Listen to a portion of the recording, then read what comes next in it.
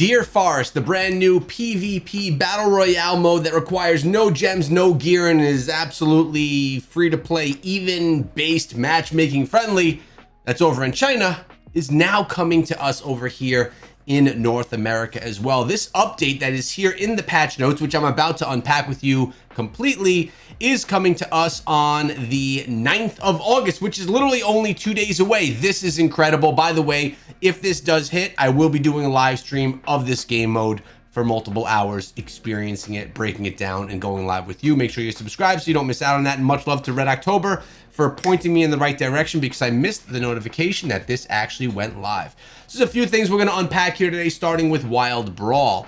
And I'm going to read through all of it because this is a really, this is a game mode that really could change the game, and it could really bring back to life people that were really upset about it being pay to win. Enlist your most trusted companions and outlast enemy teams in the Wild Brawl event in this unique limited time PvP event from August 8th through 23rd. So it's about 2 weeks long. Players start at level 1 and work together in teams of 6 to explore an expansive map and endure to become the last surviving team. Equip gear, gain experience to strengthen your power, and slay everything in sight to win the battle. The arena style game ends when your team has survived all the others to make the eternal mark on Sanctuary. Now, if you recall, guys, I did put out a video with gameplay over from China of this game mode just about a week ago. I'll be putting that above in case you guys want to take a look at that, see what it's all about. But as we can see right now, you can see from the top of this image, players are all level 5 or level 6. They start out level 1. You can see the map right here, which of course is going to shrink, just like the fog. They call it the Dragon's Breath, I believe, in here. If you want to take a little bit of a bigger look, you can see right here, nice map right there. Enemies that are going to drop stuff for you as well, and you can see gear is being picked up along the way. That's really nice that you're going to be able to enhance your battle abilities with that gear. Your team will face off against 4 enemy teams in a winner-takes-all match. As the battle rages on, lethal darkness encroaches on the dark wood, forcing all players to fight on unstable footing until the final team emerges victorious. If every member of your party falls prey to the hunt, your claim for glory is over. And now, if I want to remind you from what we grabbed from the Chinese patch notes, I'm not sure if it's going to tell us below or not, but you can revive players from your team. Remember, you are in a team of 4. Now, here it's not called Deer Forest, it's called the Wild Brawl. A little bit more makes more sense. As you can see, the Rotor, we're going to meet him over here right by the battlegrounds, which is typically right back here, right by that blue star over there. We're going to meet him and we're going to get involved in this. Adventurers, Immortals, and Shadows will be able to initiate the brawl by talking with Rotor, the Wild Brawl emissary. Find him in the northeast of Westmarch at the Immortal Overlook Waypoint. This is right where the area is where you could check out the Immortal Wall, the Wall of the Immortals. Rotor will provide you the option to review the rules of the engagement of the Wild Brawl, or for those already hungering the glory of battle, the option to continue straight to the Brawl event. Now, a question that I had a few weeks ago was, will you be able to choose a class as you meet with him? And I believe you have to play as the class that you are. Teleportation in the Dark Wood. Interesting here. Once a match has been secured, players will decide on which area bodes best for their hunt. Players can see their allies' selected teleport to make tactical decisions as to where they enter the Dark Wood. So it looks like we could teleport anywhere, and where we see the ports, that's where others have chosen to teleport. Interesting stuff. So the player over here decided to be able to really forage all of this back area for resources before engaging in battle, while these people up top, if you know Battle Royale by any means, which I do very well, they're saying, okay, we're willing to maybe get into a battle a little bit sooner because we're going to be right on top of one another. Cool. Surviving the brawl. Notice here, again, everyone's level 2 to start. As you gain equipment, it will easily show you with the arrow up. Now, yes, someone had mentioned in a previous video that this has been in the game for a while, but it's very important that it's in this game mode, because you don't have time to go rummage through your bags and find a piece of gear. You want to just hit the arrows up and pop it on. Maybe later, once you are pretty well equipped, and don't need to hunt anymore, then you can start fixing things up. Set gear and normal gems equipped prior to battle will not be available in battle. That is amazing. Now, it didn't say anything about regular gear. So your normal gear will be leveled down, but with no gems. Set gear and normal gems equipped prior to battle will not be available. So it looks like you can use your gems and you can use your gear, which honestly is not that big of a deal. But each player starts the match with legendary gear and legendary gems equipped at reduced power. So your legendary gear and your legendary gems are going to be probably at base level or at a standard level across the board. So you'll be able to have the abilities of those legendary gems, but it's not going to be ranked up to rank 10. So someone that's a whale versus someone that is a free-to-play player, there'll be a much more of an even playing field, especially since you can get 25 free legendary gems per month, actually 26. Your chances of getting legendary gems and not ranking them up is high, even if you want the 5 stars. Earn access to higher level gear by ranking up your equipped gear through slaying monsters and other players, or by finding treasure and looting defeated rivals for their legendary gear. I absolutely love this, so you can steal it. And also notice here, there are no stances equipped. So you're going to be wearing 6 pieces of gear, not 8. In addition, your healing is going to be the bandages. It's not going to be the health globes like we have when we're in the open world. So more of a PvP experience there. After starting at level 1, kill increasingly formidable hell spawn and enemy players to increase your player rank and to power up your equipped gear and gems. As the wild hunt rages on, keep a keen eye for chests that contain increasingly powerful items and shrines that with temporary boons shattered in the deepest reaches of the forest. So maybe the deeper you go into the forest, the better you'll find stuff. But check it out. This guy's taking a little bit of heat right here. There are blues and yellows around him, as you can see. Despite the rival factions and legions of hellish minions to contend with, the darkness grows ever near. Falling to escape, its grasp will slowly drain your life until you are even no more. That's really talking about here. That's talking about how if you're inside of like the poison or something like that. Emerge victorious or plot your revenge. This is the victory screen. What it looks like, it shows how many kills, how many revives, and how long you survived. Nice little share option too. Or actually, this person came in 10th. Did not win. The Wild Brawl ends when the last rival team has been fully vanquished or the last player of the rival team falls prey to the darkness. Fallen players can spectate the combat from afar or choose to leave the match to fight another day. That's really cool that you could spectate as well. Honestly, there could be some competitive modes built out of this. I know that Blizzard had said in the past that they don't want to do, like esports. This could be though, very easily, especially if there's a spectate mode. By the way, there are rankings, there are leaderboards for this now as well. You can see Wild Brawl, it says you're not ranked, which means people can be ranked here, which is really, really cool.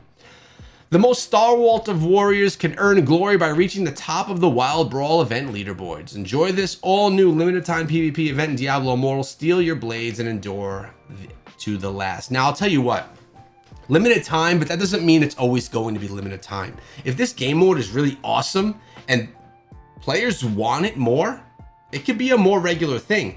The community, as I've said before, needs to let Blizzard know, 1, if they like it and if it's any good, and 2, if they want it here all the time. If we love it and we think this is a game mode that needs to stay, we need to, 1, play a lot of it because they could see the statistics and say, oh my God, players are playing this more than they're doing anything else. We need to have more of this in the game. This can't just be an event. Or if it's an event, have it come back on a regular basis, like a very regular basis. But, you know, I don't want to say that I want it all the time yet because we could get it and try it and not like it. I don't think that'll be the case, but you never do know. So really looking forward to seeing how it is before I say that it should be back here all the time. Modify legendary gem drop tables. From the 9th to the 23rd, players can enable a modified drop table for their legendary crests, allowing them to choose 12 5-star legendary gems. Whether you receive a 5-star legendary gem, it's guaranteed to be one of the gems selected. All right, up to a total of 300 attempts. They do this because as we get more gems inside of the game, the odds of getting gems that you might want are slim. So for me, Blood-Soaked Jade, Seeping Bile, those are the 2 5-star legendary gems I really want. So I could go in and I could say, these are the ones that I want. I'm going to do this. I'm going to choose those. And actually, I have about 20 legendary crests right now to run. I'm going to wait until this event starts before I use them. And I am going to request that I get the gems that I actually want. So really good that this is coming up right now. And it's a great thing. But what the heck is this? PC version leaving open beta? Let's go. Things been in beta forever. Did they actually like fine tune it and make it perfect? To celebrate the PC version of Diablo Immortal leaving open beta, we're releasing the Surrogate's Mine bundle. Oh, what's this? Available exclusively on the PC version of Diablo Immortal from the 9th to the 23rd. Limited to 1 per account. A premium bundle features. All right, so you got to buy it. 300 orbs, 2 crests, 3 rare crests, and 10 Aspirant keys. Small bundle. Full details on what this entails for the PC build. You can see your PC known issues hotfixes here. Thank you for all the supporting. All right, is that it? Returning events, all clans on deck is coming back. Shields of the Hearth limited time event as well. We've had those before. A couple of feature updates. Helliquary bosses kill assist, new reward. For players who have already vanquished the Helliquary bosses, new rewards are available for sending them back. So you could go fight the same Helliquary bosses over again. So you could do the same Helliquary boss 5 times and get rewards versus having to switch. Class change cooldown. Thanks to overwhelming player feedback during the Crimson Plain event, we are permanently reducing the class change cooldown from 7 days to 24 hours. Yes, that's what we're talking about. Just having a conversation with somebody yesterday on Discord. Now, no longer do you have to wait a week to class change, 24 hours, so I could class change literally every day if I want to. This is awesome. Very nice. We extend the duration of the ability from August 2nd to August 9th. After August 9th, we'll return the original rules about reverting, which will be available once per character, lifetime. Okay, so we could go the once. Wait, did I read that right? Permanently reducing class cooldown from 7 days to 24. Yes. The ability to revert back. All right, so the reverting back is being extended until the 9th. But we could still class change every day, which is really beautiful. Love that. Great quality of life change there. Changes to the notification improvements. Notifications can now be categorized. Icons instead of previous bullet point icons. Notifications for activities and the activities calendar can be toggled. Okay, that's cool. Nothing crazy there. Just how you want to OCD organize yourself, which maybe I will. Deeds of Valor updates. We're adding 2 additional Deeds of Valor badge ranks to allow more players to imbue the player found in the Keon's Ordeal and Akiba's chosen badges. The badges will still be similar to clan leader badges, but will with different requirements. To obtain these badges, players must have a perfect rating for both impact and loyalty. It requires a score of 90 or above. For those of you that are not immortals, which I am right now, and I hadn't been for about a year, this is fresh in my brain because I am an immortal right now, but most of you watching this probably are not, or probably don't want to be, so it's not going to really impact you, but it's giving more people the ability to contribute. Character stat screen updates. The character profile in the UI will now update to accurately reflect your stats when playing in Battlegrounds or other areas of the game where the Strife debuff is active.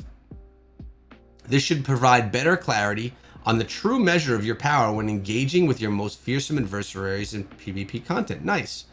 Note that when viewing items themselves, your stats will remain unchanged, but your overall character stats will be accurate for PvP mode you engage in. This UI update does not change any functionality to the Strife debuff or to the scaling of any items in the game that weren't previously active. All right, cool.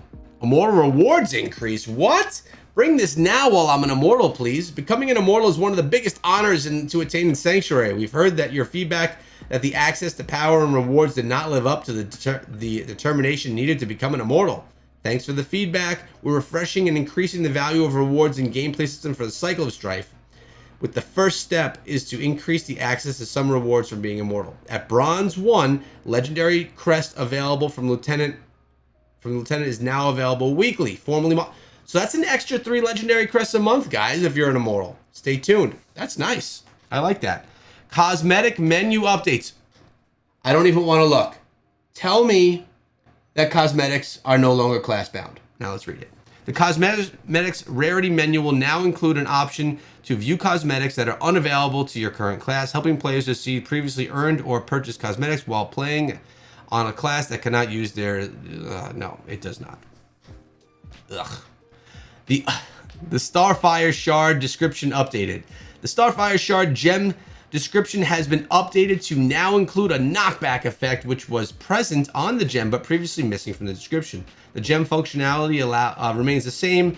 Rain meteorites on your unsuspecting foes beneath and dance in the Calamity Unleashed. All right, so now there's a knockback, or always was, but now it's really being shown. Oh, the Ironbane gem update. I used this. The Ironbane legendary gem was unexpectedly affected by the Strife debuff in PvP, providing less enemy movement reduction in other areas of the game. This has now been fixed, so the enemy movement speed reduction up to 16% for a rank 10 gem is the same across all game modes. That's fair. Hiding helmet update. The ability to hide your helmet is now available on the Crystalline Echoes, which is great. I have that one on my Barbarian at least. Well, now I am a Crusader and I don't have it, but yes, these ones now you're gonna be able to hide your helmet as well. Looks like they did some recoding and it is now available. I personally love hiding my helmet. This is great news. I hope that you guys are excited about it. I hope that we all dive in there and give it a good go and see how it all is. Is it really a free-to-play player mode inside of Diablo Immortal that is going to take over PvP? I hope so. This would be amazing. I'm looking forward to it. And as I mentioned, when it releases, I will do a live stream in the evening so that we could all experience this together as a community. Thanks for watching. Subscribe if you want to see more, and I'll see you back here tomorrow.